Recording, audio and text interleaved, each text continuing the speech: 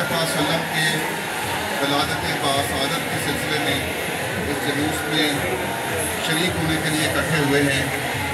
ये आज जो सेलिब्रेशन हैं ये उस हस्ती के लिए है जो वजह तख्लीक़ कायनात हैं, शह लौलात हैं, कि जिनके बारे में हम सब का ये ईमान है कि हम में से कोई शख्स उस वक्त तक मोमिन नहीं हो सकता कि जब तक आका पाक सल्लम की ज़ात गिरामी हमें अपने माँ बाप, अपनी आल औलाद, माल दौलत, दर दुनिया की हर चीज़ से ज़्यादा प्यारी ना हो जाए। ये हमारे ईमान का हिस्सा है कि आका पाक सल्लम खातमुन नबीयीन हैं और रोज़े महशर हमारी शफाअत करने वाले हैं।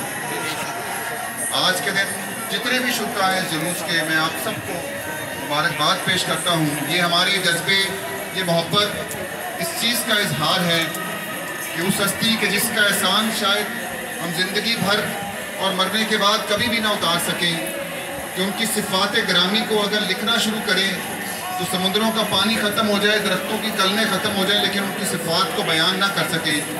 आज उनके वलादत बासादत के इस मौके पे आप सबका तशरीफ़ लाना, इस जुलूस में शामिल होना, आप सबको मेरी तरफ से बहुत बहुत मुबारक है। Thank you.